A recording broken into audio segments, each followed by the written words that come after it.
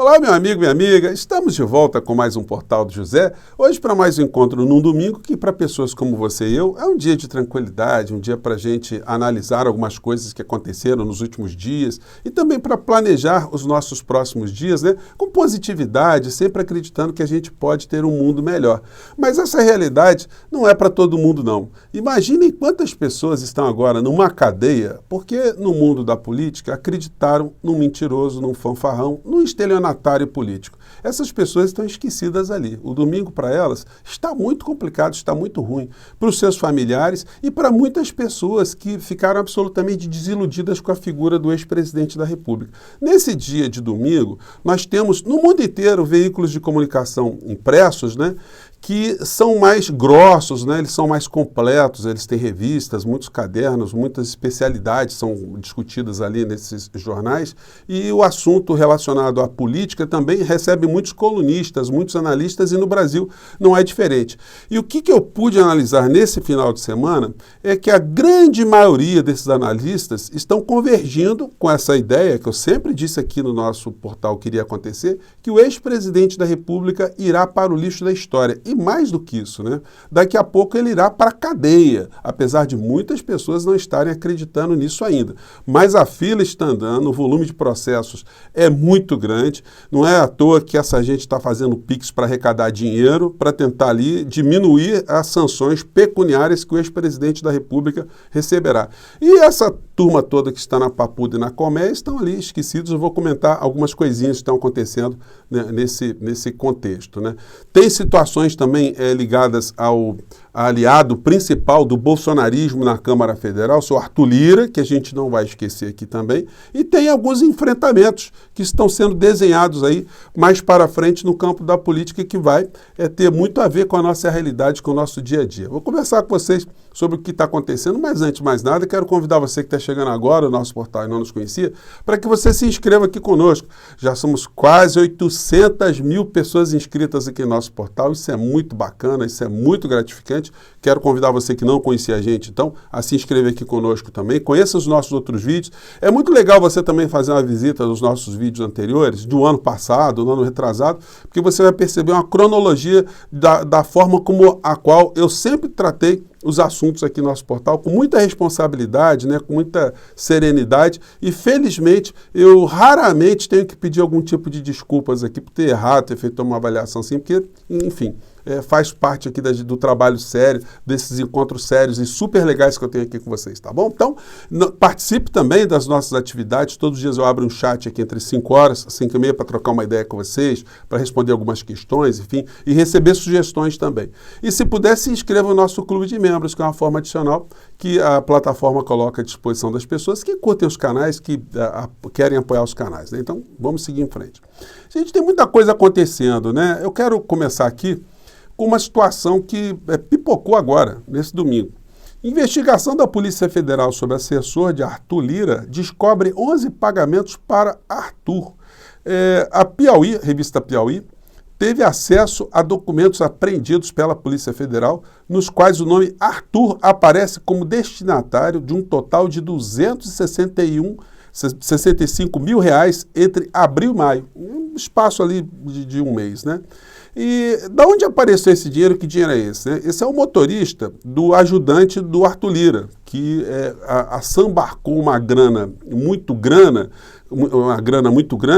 com aquela história de kit de robótica que era comprado por R$ 1.500, R$ 1.400 e era vendido por R$ 14 mil. Essas coisinhas assim que essa gente do bem, né, gosta de fazer. Então, essa situação se somará à história dos crimes sexuais do senhor Arthur Lira, que vieram à tona agora com mais intensidade, embora a grande mídia do nosso país esteja escondendo esse assunto. O Fantástico podia fazer uma matéria sobre a vida, né, do senhor Arthur Lira, essa vida dele aí, o Linha Direta, o Datena, enfim.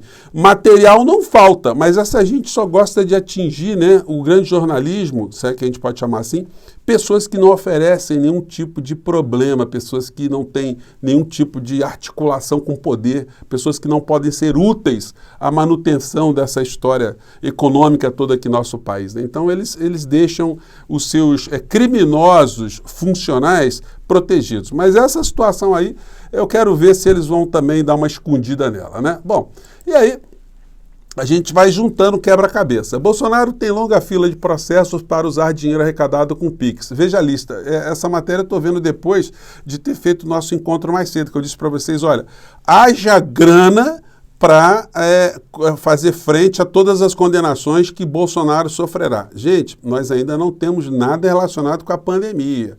Quando a pandemia, quando a Procuradoria-Geral da República, ela for modificada e todos os crimes que Bolsonaro cometeu, que estão ali no relatório da CPI da pandemia, vierem à tona com um novo Procurador-Geral da República, nós teremos a possibilidade de muitas indenizações civis para favorecer, para compensar aquilo que sofreram as vítimas da pandemia no nosso país pelo comportamento criminoso e irresponsável de Bolsonaro e a turma que estava ao seu redor. Então, a fila vai andar, vai ser complicado para essa gente. E é o seguinte, né? Como é que pode? Ainda está fazendo Pix, recebendo a dinheirama que ele recebe com a penca de imóveis que ele tem. Por que não vende imóvel, né? Por que não se desfaz de imóveis como os que ele amealhou ao longo do tempo todo, que ele se nutriu do dinheiro público? E aí, na coluna do Lauro Jardim hoje, a gente tem essa informação aqui. Mal mudou, Bolsonaro está à procura de nova casa. Saiba por quê. Porque uma casa de 400 metros quadrados ele está achando pequena. Ele não paga aluguel, não paga nada. Quem está pagando é o povo brasileiro através do fundo partidário. Então, ética passa longe desse clã, né? Agora, essa foto aqui que o Lauro Jardim colocou, né? Me chama a atenção sempre assim, a cara da filha do Bolsonaro, né? A menininha, coitadinha, né? Eu nunca vi uma foto dessa menina rindo, né? Ela, enfim, é um negócio dramático, né? Bom, e aí o Bolsonaro continua a fazer tentar fazer o papel de vítima. Estão fazendo, olha só a linguagem, a imagem que ele usa, né? Estão fazendo um aborto comigo, me caçando no útero, diz Bolsonaro sob julgamento do TSE. A corte pode tornar o ex-presidente inelegível. O Ministério Público Eleitoral pediu a condenação. É o que vai acontecer, gente. Tem muita gente já mirando fazer novos piques para poder fazer frente às condenações que estão sofrendo. Figuras do mundo bolsonarista, né? Agora teve mais essa aqui, ó.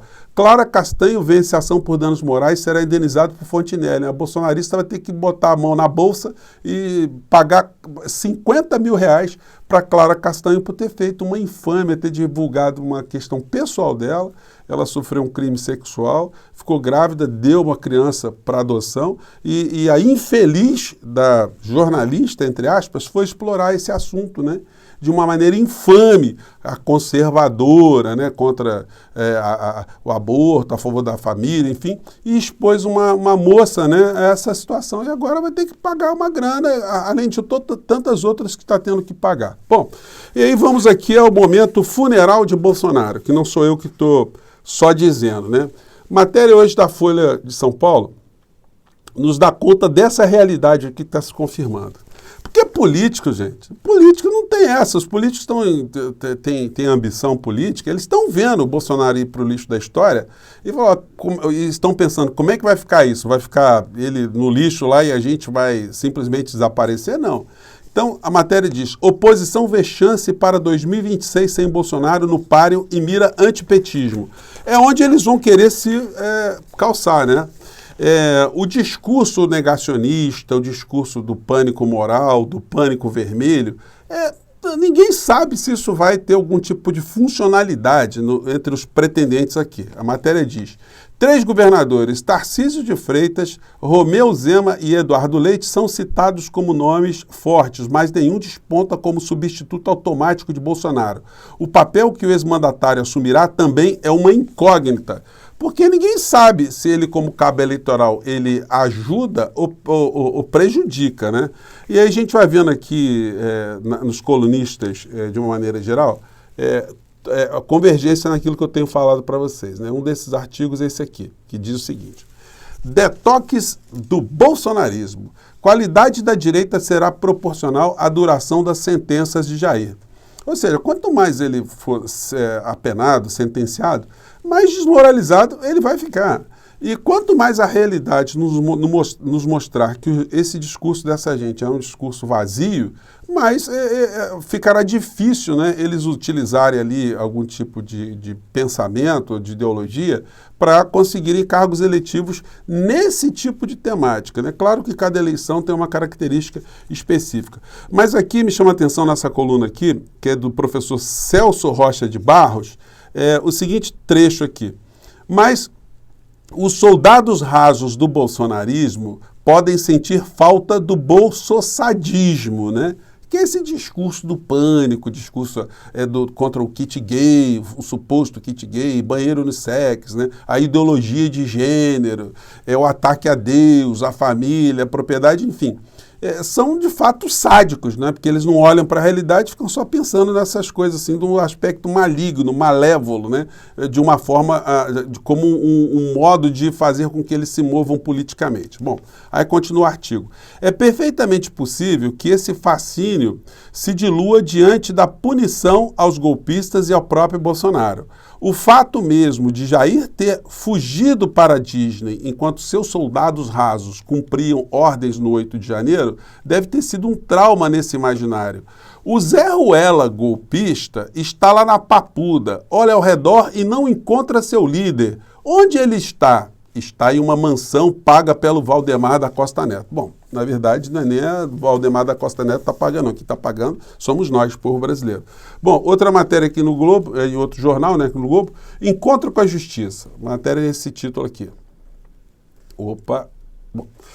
Está escrito aqui, com perspectiva de revés, defesa já mira recurso ao Supremo Tribunal Federal. Não vai colar, gente. O Supremo Tribunal Federal não reverte decisão de uma outra corte superior, ou seja, a Justiça Eleitoral, TSE. Nunca aconteceu e não vai ser dessa vez. Aí o Bolsonaro pode ficar pulando de vítima, mas as outras ações vão confirmar essa primeira condenação que ele vai sofrer.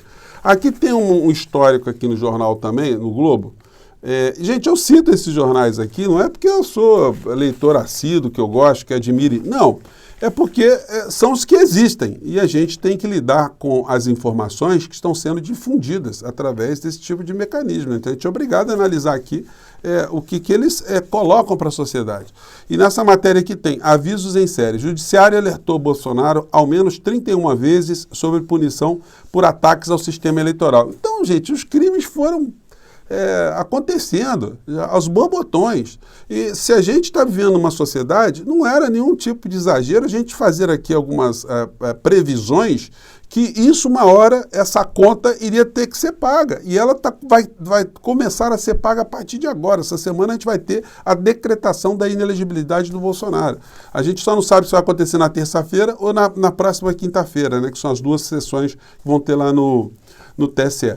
E como é que se comportará o governo atual em relação a esse fenômeno, né? Porque se está se estabelecendo ali que o antipetismo vai ser uma forma, né, de amalgamar, de unir todas as pessoas que querem se opor a alguma coisa que está acontecendo nesse governo, é importante que o governo tenha toda uma perspectiva, né, de enfrentamento disso. E como é que se faz o enfrentamento disso? Com um bom governo e com muita informação. E no campo da informação, já comentei aqui com vocês, eu não vou cansar de fazer crítica, né? O principal calcanhar de Aquiles do governo presente agora na área de comunicação está na rede social de uma maneira geral. Não tem uma pessoa que entenda desse assunto. Porque se entendesse, nós não estaríamos com uma falta de informações muito grande. As pessoas que têm mais informações são as que buscam informação. E não pode ser assim. A informação gera a ação. E a desinformação gera a conformação. E quando eu falo de comunicação, não estou falando de realização de governo somente, gente. Estou falando de politização da sociedade. De levar alguns temas ao debate público, para que a sociedade comece a se inteirar do que acontece na nossa realidade.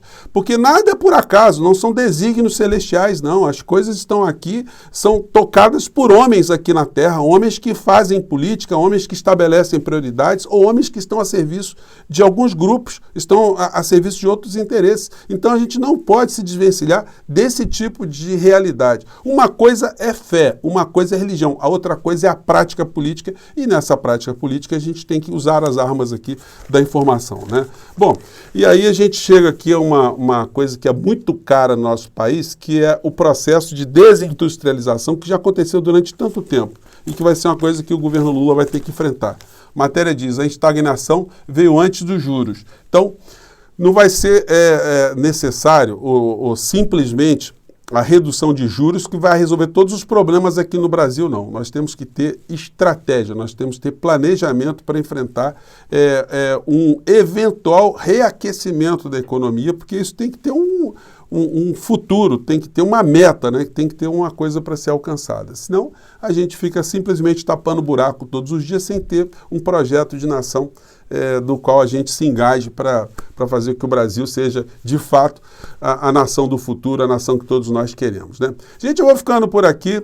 Mande seu comentário aqui para o nosso portal. Enfim, essa foi a nossa resenha de domingo e a gente volta no nosso próximo encontro, tá bom? Tchau!